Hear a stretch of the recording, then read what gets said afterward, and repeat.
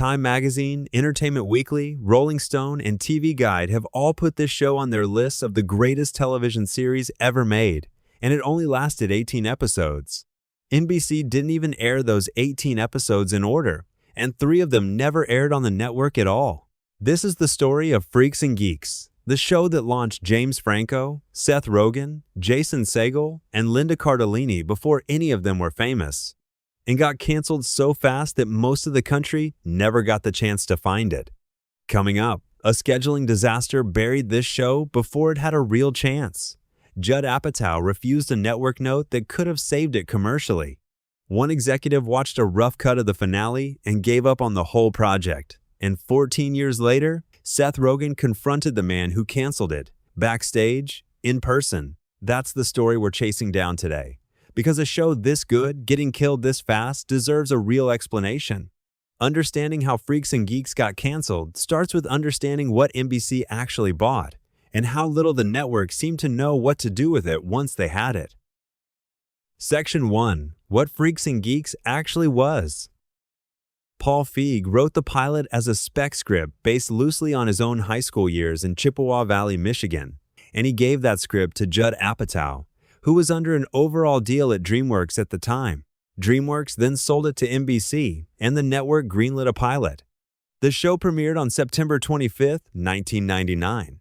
Set during the 1980 and 1981 school year at a suburban Michigan high school. 2 overlapping friend groups carried the story. The Freaks, made up of Daniel Desario, Ken Miller, Nick Andopoulos, and Kim Kelly, and the Geeks, made up of Sam Weir, Neil Schreiber, and Bill Haverchuck. Sam and his older sister Lindsay connected both worlds, and the whole show ran on one idea, that being a teenager mostly means losing, over and over, in small and specific ways. Almost nobody in the cast was famous yet. James Franco, Seth Rogen, Jason Segel, Linda Cardellini, Martin Starr, Busy Phillips, and John Francis Daley were all working without a name to trade on, and that's exactly what makes the rest of this story sting. It wasn't only the leads either. Shia LaBeouf played the school mascot for a few scenes. Rashida Jones showed up as one of Kim Kelly's friends, while Lizzie Kaplan and Ben Foster each landed small parts. And Ben Stiller spent a few minutes of screen time as a Secret Service agent. Casting director Allison Jones packed this show with people who'd go on to define an entire era of American comedy, years before any of them had the resume to prove it. Critics loved the show almost immediately, and that's part of what makes this story so frustrating in hindsight. This wasn't a series that needed years to find its voice or earn its audience's respect, since reviewers were already praising the writing, the performances, and the period detail while the show was still airing its first handful of episodes. Long before NBC made a single scheduling decision, the gap between what critics saw and what the network's ratings reports said was already wide. Section 2. The ratings from day one. 9,170,000 viewers watched the pilot on September 25, 1999. A solid, if unspectacular start for NBC. What came next is where the trouble started. Episode 2 brought in 5,580,000 viewers, and Episode 3 dropped further to 5,020,000. Episode 5 climbed back to 6,140,000. And the show spent most of its remaining run hovering somewhere between 6 and 8 million viewers. Never a disaster, but never close to a hit either.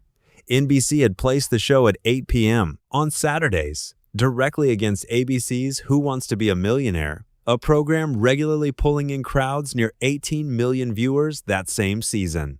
Freaks and Geeks wasn't just underperforming here, it was getting run over by one of the biggest hits in television history, in a time slot NBC chose for it. Section 3. The scheduling chaos. Here's the part of the story that did the most damage, and it's rarely the part people remember.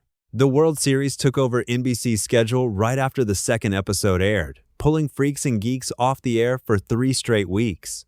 A short stretch of new episodes followed, and then the show vanished again until January of 2000, when NBC shifted it to Mondays, hoping a new night would turn things around. 1 episode aired in February, 2 more followed in March, and then, without warning, new episodes simply stopped showing up. Fans had no reliable way to know when, or even if, the show would return. so the show's own producers built a website just to keep people updated on the schedule.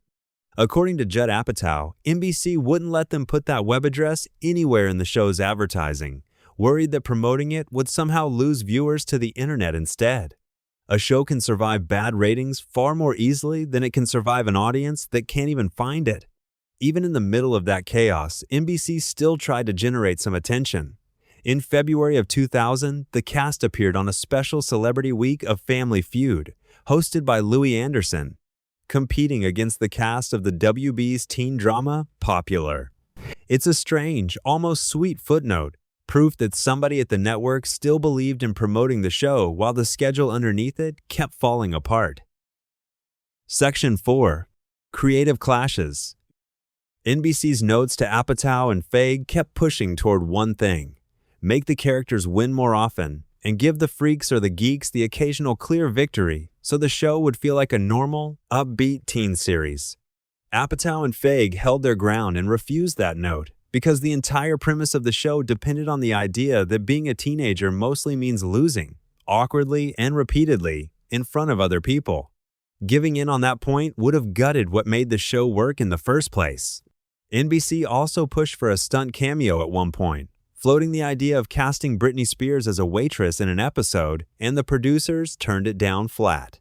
They believed a cameo like that would break the realism the entire show depended on, and protecting that realism mattered more to them than whatever attention the stunt might have generated. Section 5. The Final Straw. Heading into the back half of the season, NBC still hadn't made a final call on whether the show would survive. Then Scott Sassa, who ran NBC's West Coast operations at the time, watched a rough cut of what would eventually air as the finale, Discos and Dragons. In that episode, Lindsay Weir, the show's central character and a former academic star, chooses to skip a prestigious summer program and follow the Grateful Dead on tour instead. That ending, according to Apatow, is what convinced Sassa the show would never bend toward anything commercial. And not long after that screening, NBC made its decision. Section 6. The Burn-Off. NBC had ordered 18 episodes, but only 13 of them aired on the network's regular schedule before the cancellation came down.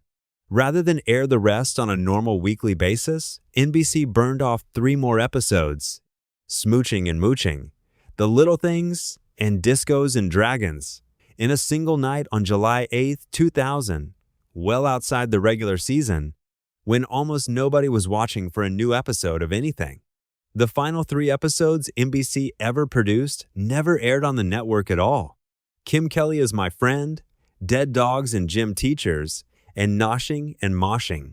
Those 3 premiered instead at the Museum of Television and Radio, and the public didn't see them until Fox Family aired them that September and October, months after NBC had already walked away. 18 episodes were made. 15 eventually aired on NBC, 3 never did. If you're enjoying this one, go ahead and hit the like button, since it's the easiest way to help more people find videos like this one. And if you're new here, consider subscribing, because there's a lot more where this came from. Section 7. 14 years later. In 2014, former NBC Entertainment president Garth Ancier, the executive who made the actual call to cancel Freaks and Geeks, ran into Seth Rogen backstage at Saturday Night Live. Rogen confronted him about it right there, and he recounted the exchange publicly not long after. By his account, Ancier tried explaining his old notes to Apatow, saying he'd wanted the characters to get a victory once in a while, and Rogen's response was blunt. The entire show was built around the fact that in high school you lose almost all the time, and that was the point of it. Ancier posted his own version of events on Facebook, calling the cancellation an awful decision that has haunted me forever, and admitting he still rewatches the show on Netflix, asking himself what he could have done differently to save it. Section 8. The Legacy. Every major cast member found real, lasting fame after this show ended. Franco, Rogen, and Segel built major film careers. Cardellini moved on to ER and then Mad Men and kept working steadily ever since. And Judd Apatow built much of his later casting around this same group of actors. Jason Segel has even described it as Apatow's own version of a revenge mission on the show's behalf, systematically turning every one of them into a star. The show holds a 100% critic score on Rotten Tomatoes and an 88 out of 100 on Metacritic. It won an Emmy for its casting, and it earned Paul Feig 2 writing nominations. One for the pilot and one for Discos and Dragons, the very episode that had convinced NBC to give up on the show in the first place. List of the greatest television series ever made, from Time to Entertainment Weekly to Rolling Stone, still feature it again and again. In a 2012 interview with Vanity Fair, Paul Feig finally answered the question fans had been asking for over a decade. What would have happened next? Lindsay would have become a human rights lawyer years after that stretch following the Grateful Dead. Sam would have joined the drama club, and Neil would have coped with his parents' divorce by joining a swing choir. Bill would have made the basketball team and drifted from the other geeks because of it. Daniel would have ended up in jail. Kim would have gotten pregnant on tour with the Dead, and Nick would have been pushed by his father into joining the army. None of that ever happened on screen, and it exists only because a fan base refused to let the show disappear, and eventually got its creator to say it out loud. The show's DVD release ran into its own complications years later, since Freaks and Geeks had cleared expensive real needle drops from Billy Joel, Cheap Trick, The Grateful Dead, Rush, Styx, and Van Halen, and getting all of that music rights cleared for a home release took years to work out. Feig and Apatow chose to wait rather than release a version with the music stripped out, and Shout! Factory eventually released the complete series with every original song intact. All of that came from 18 episodes that NBC couldn't schedule, couldn't promote, and in the end, couldn't even be bothered to let air in order. Thanks for watching. This is the Throwback Network, and I'll see you in the next one.